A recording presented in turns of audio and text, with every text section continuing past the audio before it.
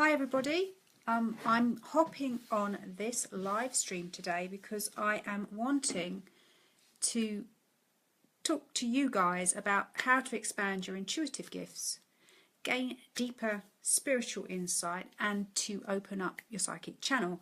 Now, I posted a thread on my group yesterday, which is Expand Your Energy, Expand Your Impact. And the response I got for people wanting to look into how to do that was amazing. So I'm actually going to just share this with my group, Expand Your Energy, Expand Your Impact with Sarah and Negus, so that I can just help everybody going forwards.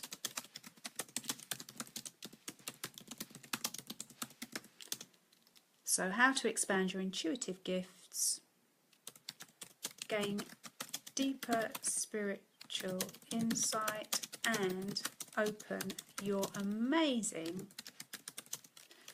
psychic channel.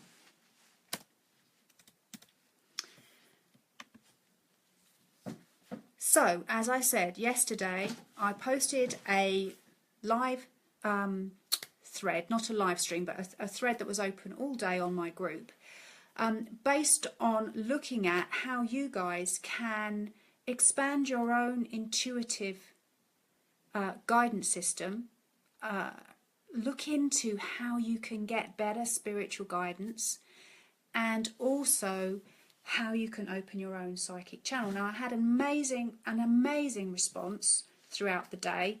I still haven't answered everybody on my group in terms of their questions, and I am going to do that. I'm going to come through and work on everyone individually. If you have a look at the thread that's on Expand Your Energy, you'll see that everybody's getting my take on what's going on for them, what's stopping them opening up to all that they can be. And obviously we're all working towards our own potential here.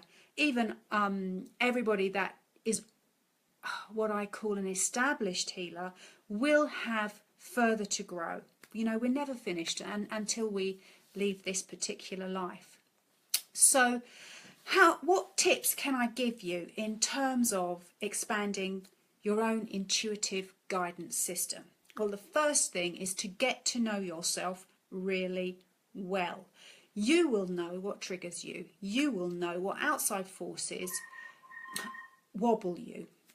Now, these are the things that are growth points. There's my phone, never rings. And today when I'm doing this live stream, here we are. So you will know what your own emotional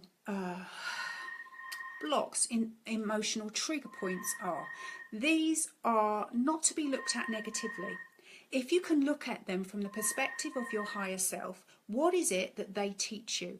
What is it that comes around every single time to kind of bite you on the bum, make you aware of something within yourself that is ready to be understood, accepted, and therefore, you know, let go of? This is the first thing. The more that you can keep working on your own self, on your own energy, the more you will be able to hear your own inner guidance. Hello, Sashka. Lovely to see you here. Hello, Deborah. I hope that this is going to be interesting for you. So your own intuitive guidance system, you will know how that sounds. You'll have your own individual way with it. It might be, for me, it's a whispering voice, or it's a knowing, or it's a flash of pictures. Sometimes they all come together. I know that if I am going through a period of expansion, which means that I'm in an experience of I'm having as challenges come towards me, that guidance system quiets, mainly because my head gets full of mind chatter. So another very helpful thing for you to do, if you feel called to, is when you wake up every single morning, free write, don't think about what you're going to write, but write 3 pages of the stuff that is in your mind. Create some space in your head so that you can really allow your own information from your higher self to guide you. That's the really, really huge tip. If I can tell you to do the one thing to do, that will be it. Write down everything that is coming through you, get it out of you. If you never read it again, that's fine, you don't need to, but what will happen is over a period of a few days you'll notice a theme, and that theme will be the growth point that you can work on right then, right now. Okay, so the next thing is to start to recognize that whispering voice. Now that comes with practice, and the way I practiced when I first was moving into energy like that was to work with people, was to offer my services for free, both online and also in person. What happens is that you build a frame of reference, a understanding of what this means and what that means and how it comes through for you. Your own experience is the way that your own energy will grow. I am always working on a shamanic energetic level, and shamans, however, whenever they know even if they know they're a shaman or they don't know they're a shaman, if you're working on that energy, your own experience will be the thing that guides and teaches you. So if you're wanting to find more spiritual guidance, more spiritual, more certainty of your own spiritual voice, then go and practice. I know that what used to happen to me was that I would know something was going to happen. I would ignore it as best I could because doubt would come in. And then this situation would happen and I'd sit there and I'd think, oh, okay, well, I knew that was going to happen, didn't I? And I, again, used my journal. I started to write down what I was noticing was coming through, and then what actually did happen. And I began to marry them. And in that, I gained confidence in what it was that I was seeing, hearing, knowing, feeling. And then the last little thing that I wanted to help you with is to how to open your own psychic channel, how to be very clear in that. The first thing, as I said at the beginning of this little live stream, is to clear your mind chatter. Now, if you have a mind full of little voices that are different parts of your unconscious saying you're not good at this, gosh, they think this, if you mind read situations, your channel is not going to be clear. So that's the first step, is you really need to get to know all of the things that go on within you that stop you from being all that you can be. And when I say get to know yourself, I mean really digging deep and seeing and understanding where you've come from, accepting that you're no longer there and that you have choice in your own future and in who you are. And in that choice, you can choose to turn that mind chatter off. It's not relevant anymore. It comes from a time in the past. It comes from a person that you're no longer, because, you know, the past is gone and you're here now.